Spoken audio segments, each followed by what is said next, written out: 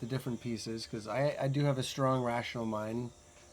I do feel like I'm intuitive and I'm self-aware, and if I put in work to helping myself, I have learned some things that I hope to bring in. How to bring it all together, I'm still kind of learning. The one thing I'm thinking specifically about my next step. So I told you I was doing hospice work, working with people on their deathbeds. Next, I'll work with people with mental health problems. Okay. I did that before. It's in a different setting now. It's like in the community at their houses. I'm wondering, in your community, where you're from, or in IFA specifically, how do they view mental illness?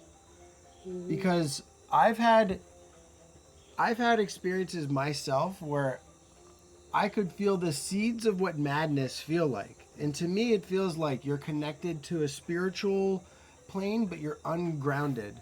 And you're like you're attaching to certain things, or you're like you think you are the spirit or something like that. Okay. So I don't know. Like you have an inflated sense of yourself even if God is flowing through you and you attach yourself to it because you're ungrounded. I don't know if that makes sense. I feel you. Can I say I feel you? To answer that question, I'll ask you a question that I'll ask I'll ask you to remember. The question will be, what did you learn when you were working with people on the deathbed? So you can answer that question later. So to answer the question, um, mental, like I was telling you, we believe that the mind, we know that the mind and the heart must have an alignment. You know, people live into dogma, people live into illusions. Yes, if you are being initiated, you are going through the spiritual process of initiations. Those are the things that you must work with. You must go through that phase of dogma. You don't know all, you know. It is not like what you know, that's the truth. And then illusion, it is also important. So aside that, we also believe that you must calm down the mind. Some call it ori, or we say your inner self. You know, you must cleanse it as well. It is related to dogma. It is related to illusion as well. So it is through herbs, through rituals based on who you are. Uh-huh. And then you must ground yourself as well. Yeah, if you are fire, cleanse yourself to ground yourself more. If you are water, you shouldn't just be in your emotions, be uh, have concrete answers, practical answers. Uh-huh. So this is something that have been going on. The process of initiations, if you pay attention, is when people are being awakened. Some of them, they go mad if you don't help them. Some people, they start seeing stuff in their houses or around them. So you see, that is why most of the time when initiation, the process of initiation starts, they send the person to a healer. The healer will work on themselves, on the person. They will calm down the mind. Some people, in other way, people that go through that process, we say they are um, the spirit is too hot. You must calm down the spirit. Do the rituals that needs to be done. People can stay there for 3 months or more than a month, 3 months as also. So initiation, going through the process of initiation is essential. That is why having the ceremony, rite of passage or puberty ceremonies are really, really important. Most of the people that go through their initiations and have that of that type of illness and mad or stuff, they don't have those type of rituals. Uh-huh. They didn't go through them. So yeah, at the end I would say that the way we work is to bring an alignment. You can have um, stuff, you can have qualities, but if you don't treat them, they are going to worry you a lot. Mm, being spiritual is okay, but what are you doing with it? How are you treating yourself? How are you treating your spirit? Being in alignment with the divine, is it a dogma or it is real? Uh-huh. Is it illusion or it is real? So you must go through certain phases to test your spirit. So to see that, okay, what I'm going through, it is not a dogma, it is real. Uh-huh. So that is why sometimes I say that if you are working with spirit, you must test the spirit to show itself to you. We do it in different ways. I cannot talk about those things here. But you must see it, you must feel it, and you must also hear it. I hope I answered the question. No, it's a lot of interesting things to think about, and it's from such a different perspective of like, so in Western medicine, having a hallucination is a symptom. It's a problem, right? It's something to treat. Whereas when I think about hospice, it's surprisingly common how often people start to have hallucinations, but they talk to deceased relatives before they die. It happens so often that it feels like a real thing to me. It's not just an illusion. It is not it depends. It could be illusion for the person. It could be an illusion for the person. I don't know if I have the experience or whatever to make that judgment. All I can say is, well, how does it make you feel? If that person feels content and comforted by it, that hallucination's okay. If it does them no harm. But if it worries them, or they get hyper fixated or too excited, or then that's more worrisome. If they can still express it. Some people can't even express it. If you can just observe that they're distressed, agitated, they're picking at themselves, Oh no, that's then okay. But the hard part for me is like, the main tool you have in Western medicine is medication, right?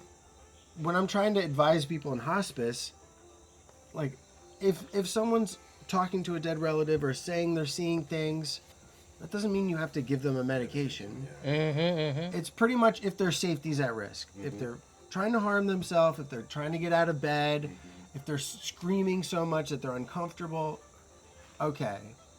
But I think the main things I try to tell them is just like, be at peace with them. Tell them you love them. Spend time with them. Like, try to heal their spirit instead of like treat their symptoms with medicine. Yeah, it is. You said it in a very, very good way. You shouldn't suppress it. It is a good quality that can help you. So you shouldn't suppress it. Work with it in a calm way. Yeah, and you shouldn't also worry you. So you can also tell them to write stuff down. What is it telling you? What is the spirit telling you, or whatever you are saying? What is it telling you? What? Yes, but you shouldn't just. You can give them medicine, but not to make them suppress what they are saying. But maybe to calm down the process. Yeah, but what I think what is interesting is the frequency. How often you're seeing that says something. It's like not all of a sudden everybody want to talk to a relative. There's something that I think end of life, the sunset stage where a lot happens, but we are not smart enough to pick some of these things. We are not enlightened enough. So I definitely believe there's something there. Now talking about hallucination, let me tell you my story. So, okay, before we start, let me tell you about blue tea. So the flowers, excuse me, that we're talking about. This is the flowers. Mario, you can see. Do they only bloom in the morning? I saw Yes. so many more Yes. open up. In the morning when the This sun morning. is out, it comes out. So every morning, 24/7 throughout the year, the more you take, the more it gives. Mother Nature, you know. So I just will start the process whilst we talk. So I was saying I was going to tell you my story about this hallucination thing. When I got COVID, at the peak of it, I had a lot of it. I had a lot of hallucination. Um, so when you talk about people doing that, when you talk to relative and all stuff, I really, really believe it. So in my case, that thing really, it almost took me out, and I got it very, very early, like February, March 2020. That was the early days. America was still trying to figure out what is going on.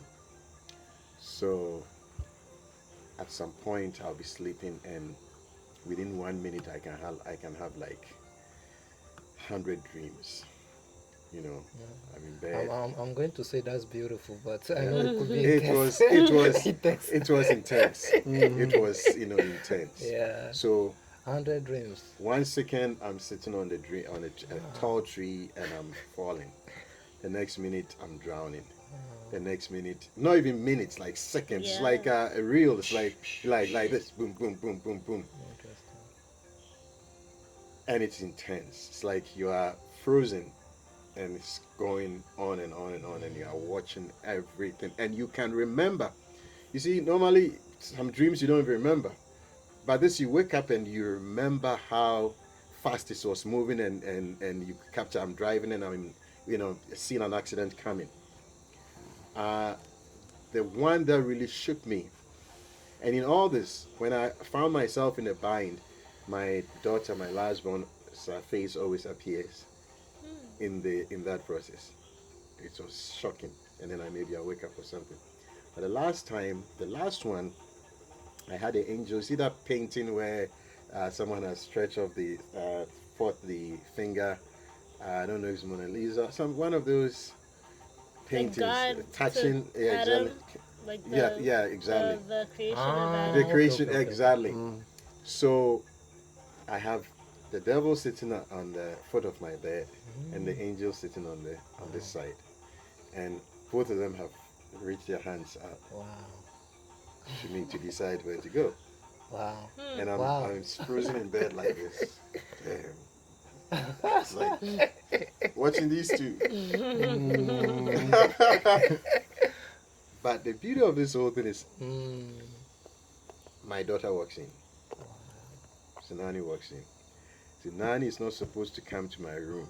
I was locked up in the basement. Okay. So they are not supposed to come. So I'm down there in the day, all the day. When they go to sleep, then I come up to the other house and I'll spray out Lysol the whole place, and then I'll go hide again.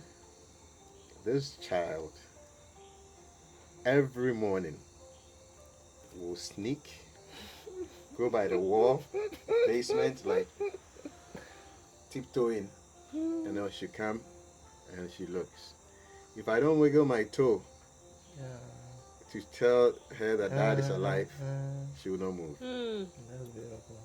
And every time she walks in, maybe a couple of seconds, I'll be sleeping, but I feel her presence, and then I'll wake up. So with this hallucination I was getting, I was in a bind. I feel like, Charlie, they were calling me. It's like, this is it.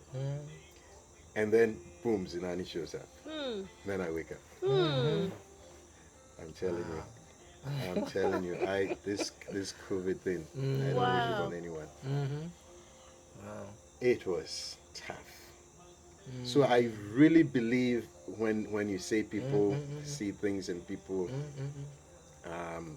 feel like they are talking to relatives and all that stuff, because I honestly, I was in a bind. You were in, so yeah, you were in purgatory. You couldn't even reach. Yeah, yeah. It's like Yeah. I think I Wow. was so valuable that both sides wanted me. It's like let's negotiate. This guy. Wow. you know. Well, well, So yeah, I mean, so as you're talking about it, Mario, it's like, okay, all right, this sounds, familiar, but it's just the number of accidents I was getting and falls and all that stuff, and it was too much, It was too much. You should really take care of Zenani. Yeah, she. Yeah. All my childhood children are special. Zinani was like, Your Sure. spiritual connection. I'm not going anywhere. It's like, you need to tell me you're still here. You should really take care I'll of go and I'll wiggle my toe Mm. like this, and then she turns around and goes. Yeah. You know. So blue tea is still in the works. Hold on. So could you please answer the question I asked? What did you learn? Yeah, working with the Learn what? What did he people. learn? Yeah, working in with Oh, the with people. people. Okay. Okay. The first thing that comes to mind is not what I learned, but what made me feel the most. What touched me the most is seeing like the love between two spouses and someone taking care of their husband or wife, or seeing children take care of their parents. That's like, even though death doesn't always have to be a sad thing, it's always a heavy thing, but it's not always sad. But whenever I would see that, it would like, it's it's heavy, but it's still a beautiful thing. That probably had the biggest impact, just seeing that.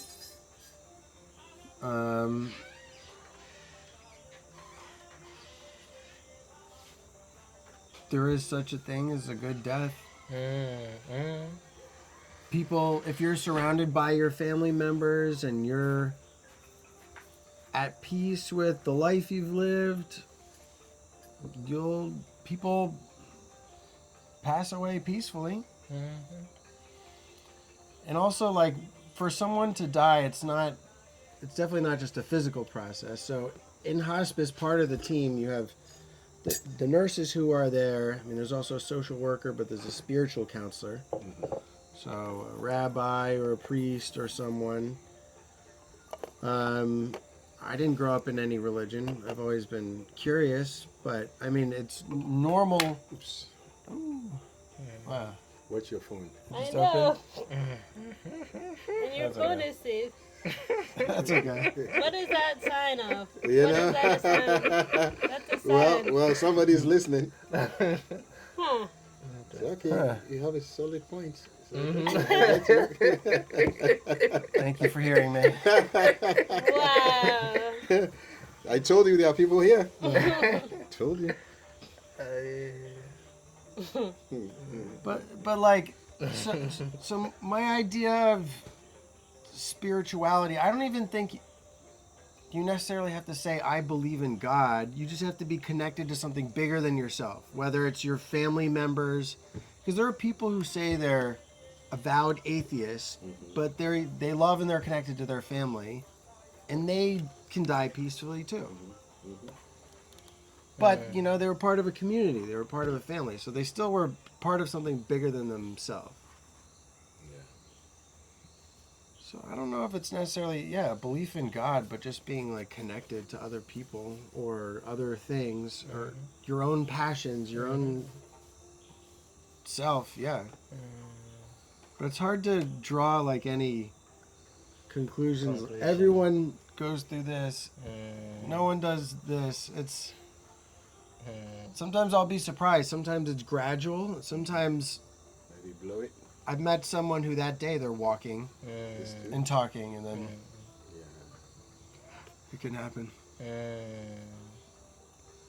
But you could be having all these physical issues, but you need to. A lot of people will hang on, even though their body's shutting down, they're coughing, they're having all these issues, they can't move. If their family members in the room crying, "Don't leave me, don't leave me," they can't pass away. But a lot of the time, it takes a family member saying, like, "It's okay." They need permission, almost, to be able to pass on. You know, talking about that, I'm going to ask you a question, and then I've seen that what you're saying. I've seen it in real life. Mm.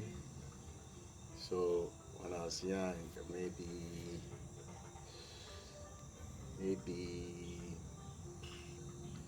teenage, early teens, I had a surgery done, and I had to stay in the hospital. That was Kolebu for a number of days. And one of the patients who was in our room, the same room as ours, was dying, and we knew it. Me and another patient that was there, and we decided not to let him die. So we sat by his bed all night. So as you could tell, the eyes rolling. You know, it's like the hospital had just given up on him, and we said we're not going to give up on him. So the eyes would be rolling, and you could tell he's going, and then we would just shake him like this, and then he'd come back. And then he goes, shake him like that. We stayed up all night, and we fell asleep. It's like we were tired. So we, at some point in the night, both of us just fell asleep right next to his bed. We woke up and he was gone. He was gone, you know.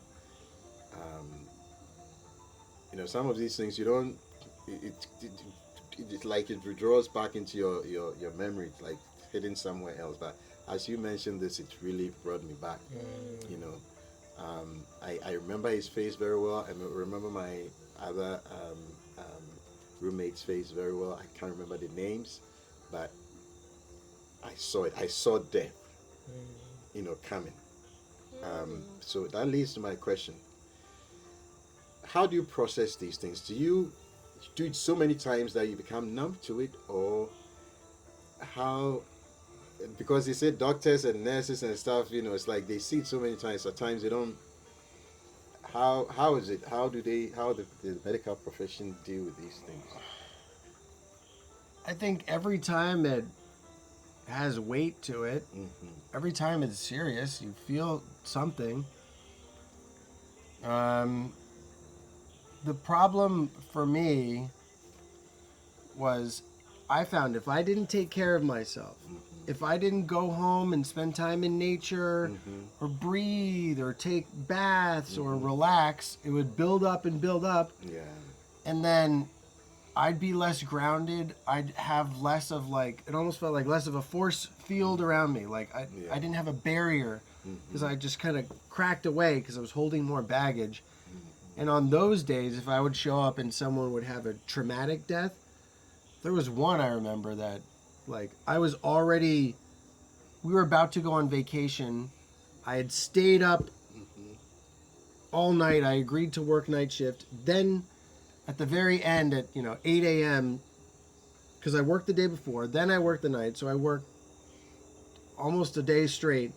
And then at 8 in the morning, I go to pronounce someone. And that one was so difficult because there was so much stress that had already built up. So how do I deal with it? Not well. At first, like, I had to learn, like, wow, like, this is what happens if you don't take care of yourself. Like, it just hits you. It's like a gut punch. Because, like I said, death doesn't have to be, like, it's always heavy, but it's not always sad and depressing. But when it's sad is the family members who don't expect it, they can't accept it, they can't anticipate it. And in that instance, I went in the home and I couldn't even talk to the daughter because she's just like staring in the distance, and I can't say anything to her because she's just stuck like this. And then I go, and then the dad had already died, and I was just like, oh God, She's just in so much pain. I could tell. Okay. It was so surprising. Yeah. So I learned after that I need regular time in nature. Mhm. I need to try to ask myself how I'm feeling to be more self-aware. Yeah. I need to eat well. I mean, it's all a work in progress. I don't Yeah. do all things perfectly.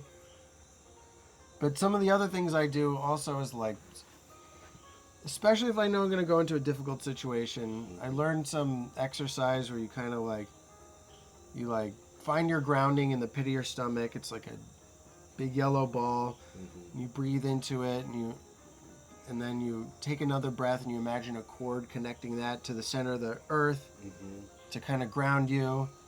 And you take another breath and you imagine like A ball. the ball getting bigger and it's like a field around you that protects you. And then going in, I feel like I'm grounded and I have a barrier to protect me. So that would be going in, and then afterwards, I'd take some breaths. In Peru, they use something called Florida water, so it was like different herbs in a tincture that I would smell them, I'd breathe them in, I'd put them in my hands, maybe rub it here on me, just to kind of cleanse myself afterwards. Yeah. It's yeah, and I also think with this, what you do is it's a gift. It's a gift. Not everybody can do that. Yeah, no, it's a calling, pretty Yeah. much.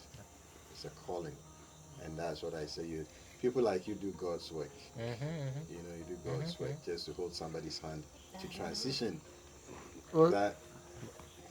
do you know what though? When I hear that, Uh-huh. there was a part of me that was doing it for the wrong reason. Okay. You get so much praise. Okay. People will say, "Wow, you're an angel." Yeah. And my ego loves that. I'm Yeah. getting my value from people telling me, "Wow, Yeah. you're amazing, you're so Yeah. great." And then if you're doing it for validation or acceptance, that's the wrong reason to do it. Yeah. If you're filling a hole that says like I'm not inherently worthy unless I'm helping other people, that's what I learned is not a good reason to do it. Yeah. Yeah. But you know, it's like I said, there are so many disciplines and fields that it's not for everyone. It's not for everyone, and this is a good example. You know, even teaching is not for everyone. And I mean, for me, all those things I see them as a calling. You know, you're called to do a specific role in this life. So it's like, you know, that's what you're called to do. And I also think it's okay. It's okay to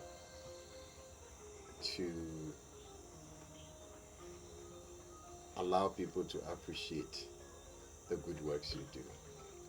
Don't be caught up in work. Like you pretty much underrate your importance in the whole thing, you know. And we tend to do that quite a bit because we are so much in it, we are so caught up in it that it becomes like fresh air to us. It's a day-to-day thing. So, but you need someone to sit you down and say, okay, hey, you are doing something great, and you should pause.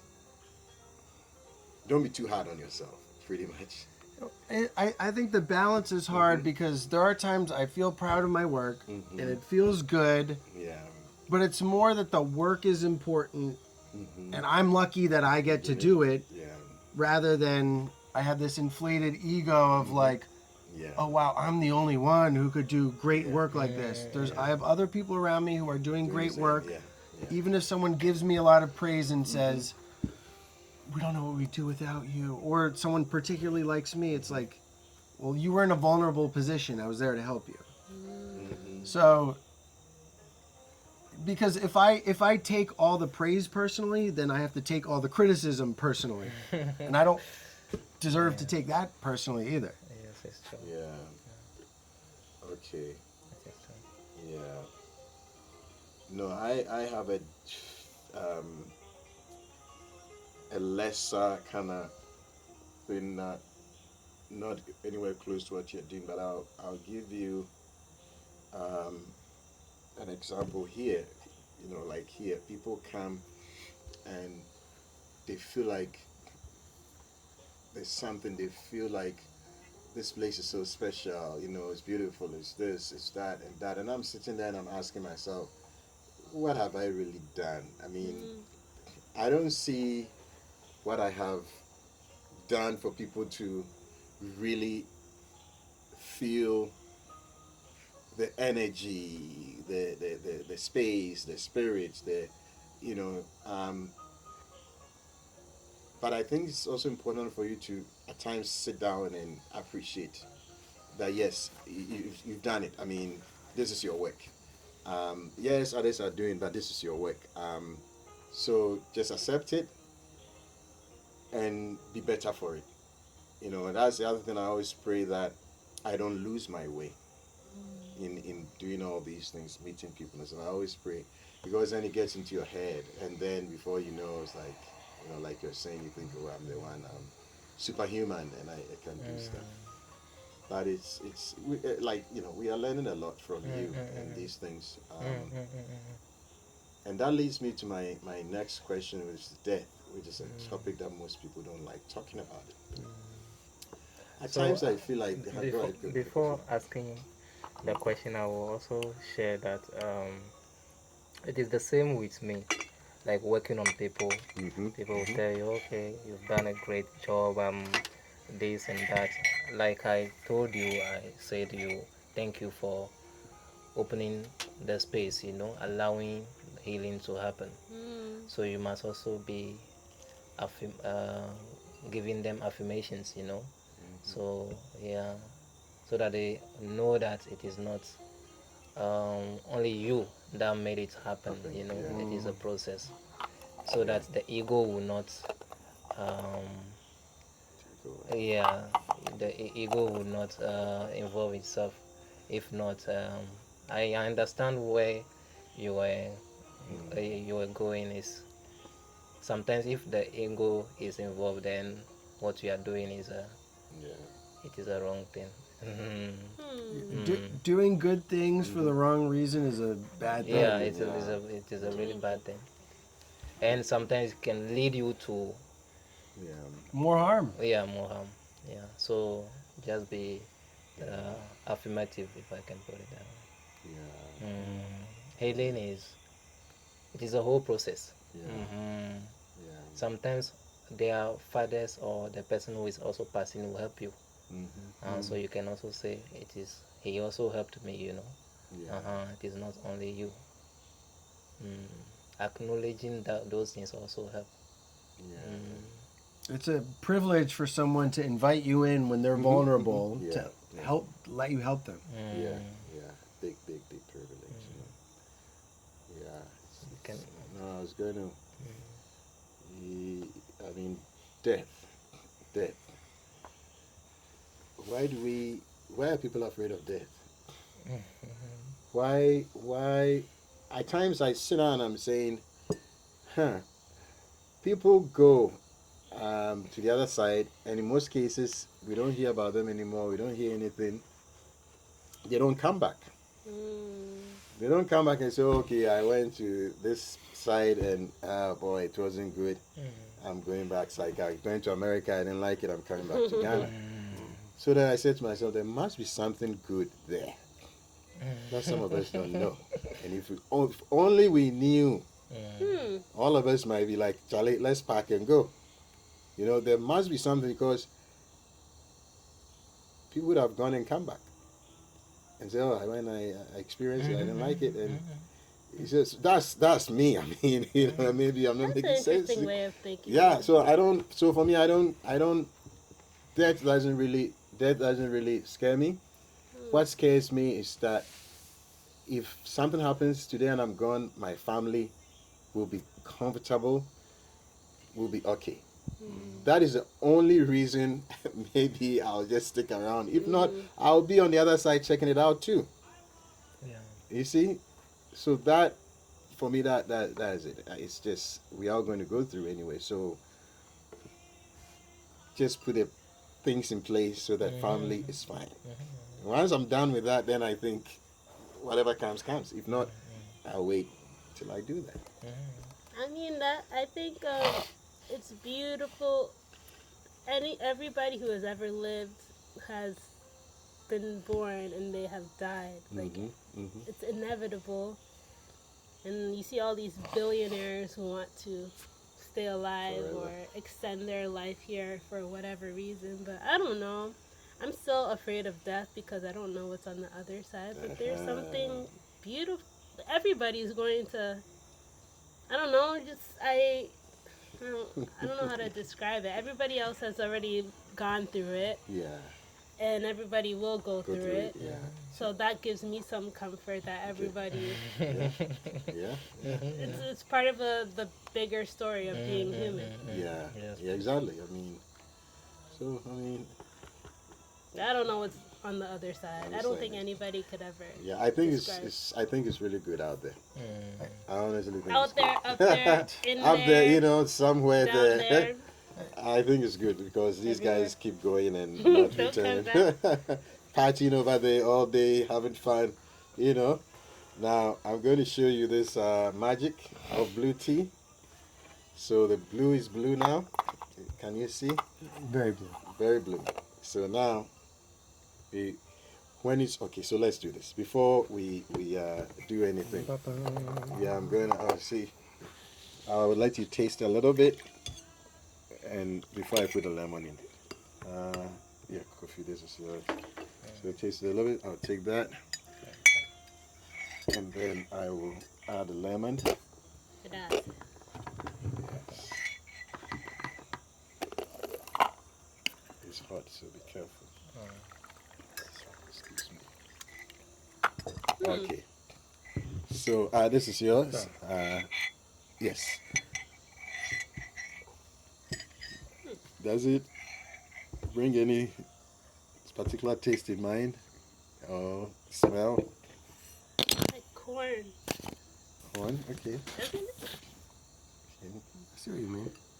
Yeah. Others have said potatoes, like the Oh, water Okay. you get from boiled potatoes. So now, okay, let's Tastes do it. beige to me. Yeah, Okay. like basic. Yeah. So okay.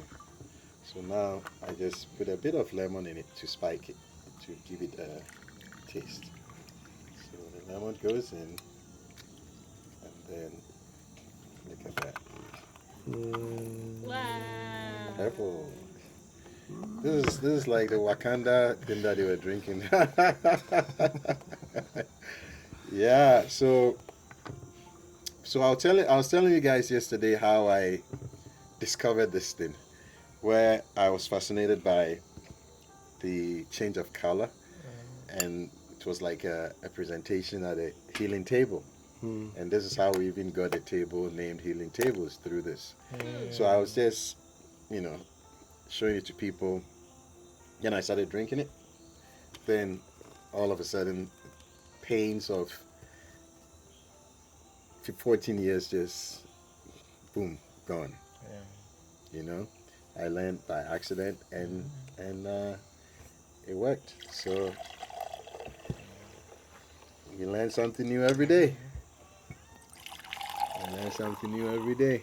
And what is the flower called again? It's butterfly pea. If you type blue tea or butterfly pea, you will find it. I live here, so for me, I can always get a new stash.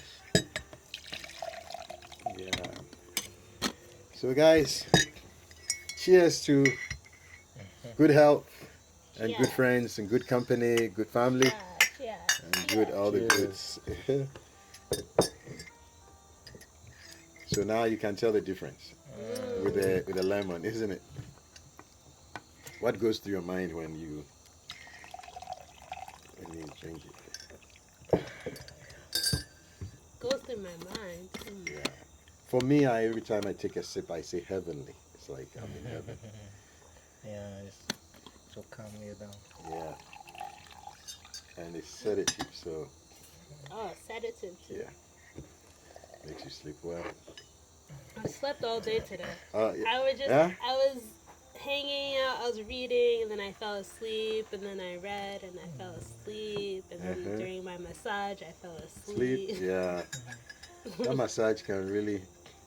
Have you Because gotten one? I've not done it yet. I've been telling him to get one. I did the time. mini massage kind of stuff with this yoga thing. There's this lady who does some yoga stuff that requires a bit of relaxation and stuff like that. Then I passed out. I fell asleep, like started snoring, you know? And it was on the island. I was right in the middle of the island, like put me right in the center of it, and then covered me with stuff, sandbags and stuff, you know, my eyes and all that stuff, and I was gone. So that's when you guys were doing, I knew, you know, the guys are like, you know, in some way in heaven or something. Lisa, how did you? I don't think you answered. How did you meet? How do we meet, Kofi?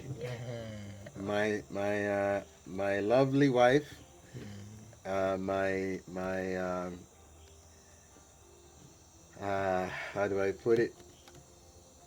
Wife who's always out there looking for new things, somehow found Kofi, isn't it? I think through your IG, and then that was it. So we started doing stuff together. So Kofi will come when we have guests who are interested in stuff like that, and it's become like family now. Yeah. So yeah, that was it. Do you get a lot of business in Accra? Not business. I'm sorry, that's the wrong word. Do you get a lot of people interested? I can say yes and no,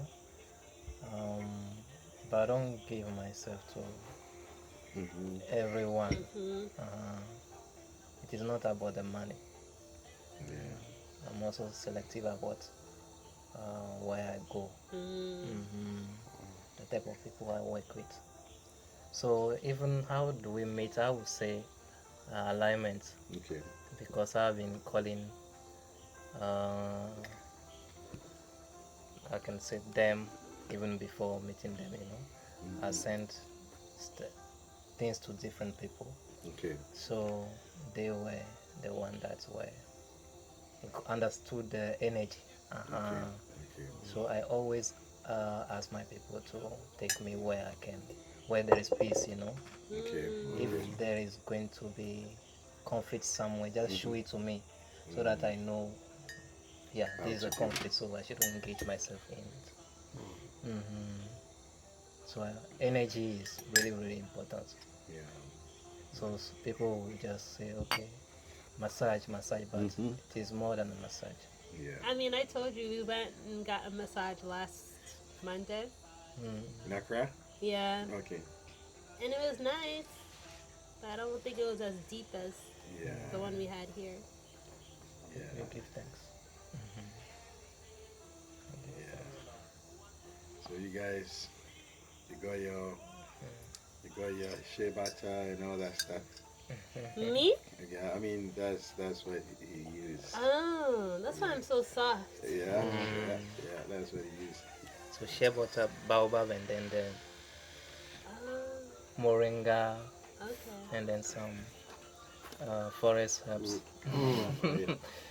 Yeah. I'm so curious to learn about what herbs you grow. I'm already thinking about our garden for next year. Okay. I don't know if we're allowed to bring seeds back, but even Yeah, probably not. Not to the U.S. do you advise people, or do you do you have resources out there? Do you have written things that let people know about? I don't understand the question. How do you advise people on like what herbs would be helpful for them? Because I'd like to learn more. So herbs.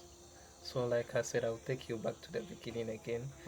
Based on who you are, if you know yourself, you know certain type of things that are yours. So based on your energy, I can advise herbs. Yeah, it should also be for you, but it must also be for your community. So if you are going to have your home somewhere, think of you, but think about your community as well. Think about your children and think about people around, you know. Like sharing it, or Yeah, sharing. okay. People can also come and then take some. It shouldn't just be about yourself. It can be about yourself first, but aside that, think about Mm. community, your family as well. Yeah. So look into your family. What type of herbs do they need? Mm. So you can plant those kind of herbs. You know. Helps, yeah. Mm-hmm. Mm. It's a good way to put love in the ground. Mm-hmm. Exactly. Mm. And that's what we are doing over here at the camp. It's one of the things that if you live in Ghana or if you can, I will normally give you a seedling or give you a seed. Like the blue tea, I have seeds that I give out. Can, It's like beans. It's string beans. So can we still take a seedling and give it to somebody here? yes, And then whenever I come back, I at least you have, or they can dry it and send it to you. So what I do is, like my place in Pram Pram, I have a big one. So every morning they dry it every morning. So I'll get like a bag. Then when somebody's going to the States or Europe or something like that, I just give it and then they give it to them. And they take it like tea, you know. So yeah, so they can be sending you dried blue tea. And you can also in turn share it with your neighbors. Yeah. But this thing really works. This thing, there's some magic behind this. This thing, if you Google blue tea now, just Google health benefits of blue tea. That's what it's called. It's called Blue tea or butterfly pea. Okay. You just Google it and you'll be amazed. Long list. Long list. You know. It's super antioxidant. Yeah, and so it helps many things, but at least all I know is that at least for pains and joint pains and stuff, it's very good. It's really good. Well, on that note, guys, it's been an amazing evening. We've covered so many things. I have to go look at my video and see, because like, wow, this was very interesting. And I'm also happy, Kofi, you stuck around and decided to stay with us and share some of your stuff with us. I thought it was very important to do that. This is the first time Kofi is hanging out with us after massage exercise, and I think we should do it more. Yes, please. Because like you said, you are in people's space, you know, and then you come, you do it, and then boom, you're gone. And it's like, I think this puts the human face on it. It makes it more than just money. Yes. Yeah, it makes more than just money. And that's the thing I do here.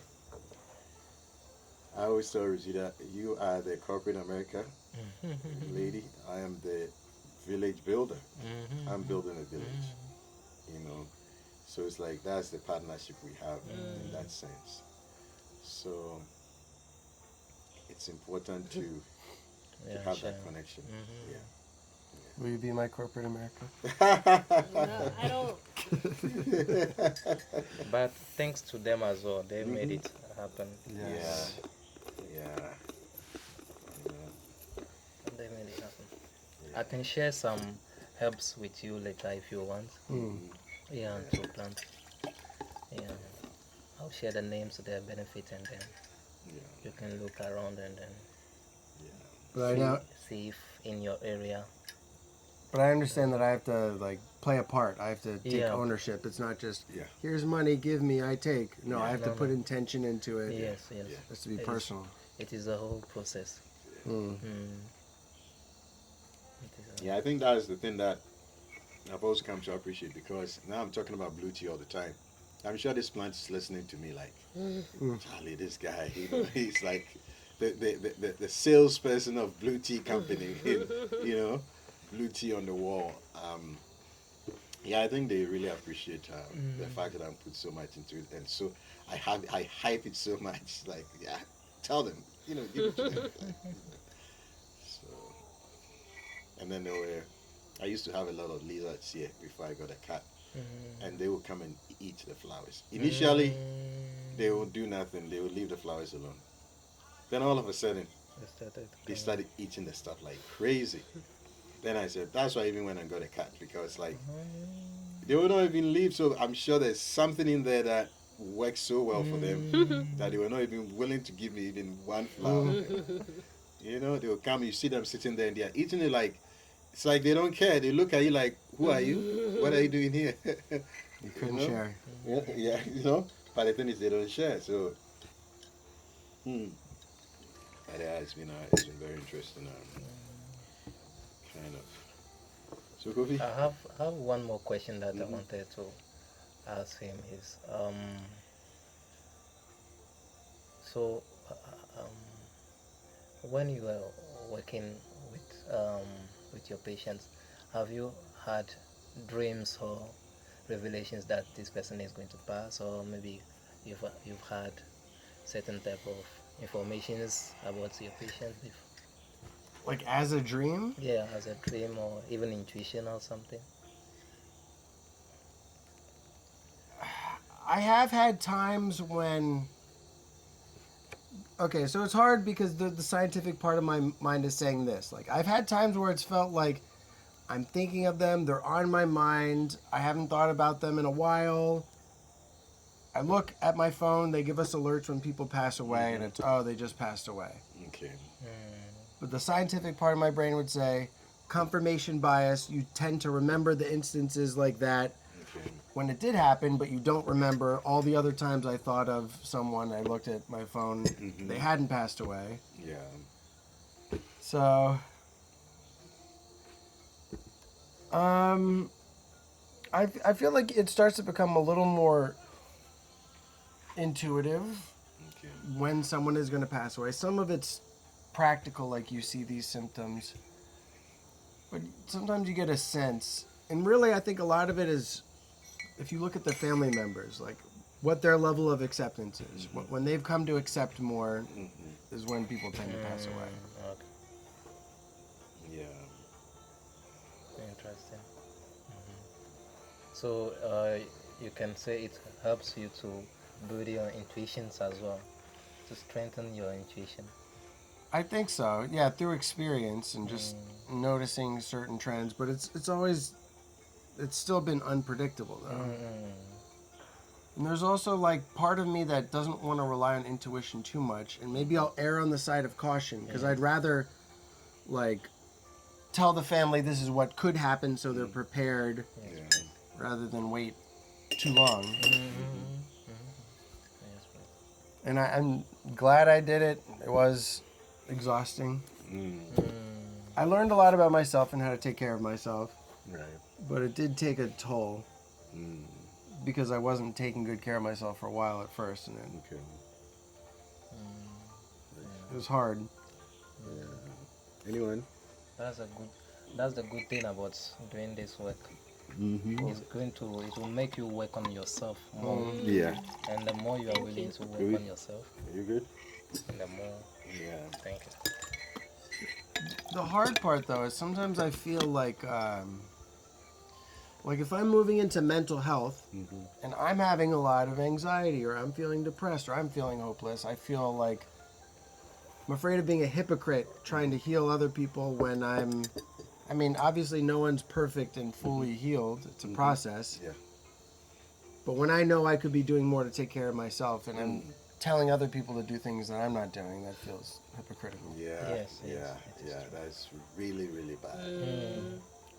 That's true. really, really bad. And that's the ego. The ego Yeah. also working. What do you mean? If you are not doing the work and you are telling people to do the work, that is your ego working. It is not coming from if you can say, your higher self or something. Well, that's true. Well, I know the right thing, but maybe it's the ego in that I get in my own way and that I can't take care of myself because I'm attaching myself to this, whether it's a narrative of you're a person who suffers or you have these issues. If I get out of my own way, it's like life should just be easy. It's just like the spirit moves through me, and then I play and I laugh and I feel joyous. But then, like, you learn all these things through your childhood, through painful experiences, and you experience bad things, and then you start to say, I am this feeling, or I am this story, or I am this bad thing, and then you get in the way of what should just be some easy, natural thing, feels like. But I don't know, like, that's why it can be hard to know what the right thing to do is. Sometimes I wish it was so easy and prescriptive. Just do these things and you'll be okay. It's never that simple. It's always a struggle to know how much time do you have faith, how much time do you take control. At what point is, like, you just have to be self-aware. Because are you taking control out of fear? Are you taking control even out of, like, talking to the people at the hotel, right? Like, you were taking control to say, like, this is the right thing and I'm going to stand up for what's right. But if you're doing it out of ego, like, I'm best, I know what's right, that's a different place to come from. 100%. I agree 100%. I agree 100%. You seem to practice what you preach, even based on your diet. You're committed. Very strict, yeah. But death, it is not like the last moment. We die so many times in our lives if we only pay attention to it. Yeah. Some are painful, some are light, some are heavy. So it is also paying attention to those type of things. They help a lot. Yeah. We died before because our relationship before we got married, and then we came here and then we got married, and that was a death. And a new life. Yeah. Very good. Yeah. Wow. Wow. Wow is the right. It's a way, just right way to sum it up. Wow. It's been an interesting evening. We started yesterday, like talking, like then these guys start telling me about themselves, and I'm saying, wow, this is deep. And then I said, okay, Kofi, guys are here, come. And then today I was asking if you can. I thought we were going to have lunch. So I said, okay, let's have lunch. And then now we do this this evening. I'm so grateful for you guys for even making it this way. I always say people who come to here don't come by accident. And there's certain type of people who come here. So I'm grateful you guys have been added to the list and blessed me with your presence and with your insight and experience and all that stuff. This is a wonderful way to start the year for us. I know I have also been calling in a community of like-minded people, so thank you. Thank you too. Yeah, and I'm sure from here on you continue, going higher heights. I say it that way. Yeah, higher heights. I appreciate coming here and seeing you make your vision come true, and you practice with your heart. You want to make people feel welcome. You come with creativity. You follow through on projects. You help connect people to nature.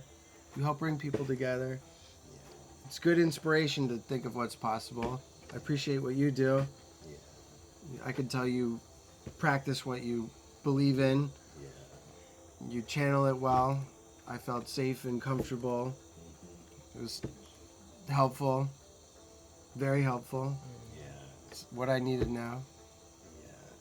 And Ruth, I'm very grateful. I can't leave you out. Exactly. To be with you. And that you helped bring me here. Yes. Yeah. Well. And for you helping connect me to spirit. Thank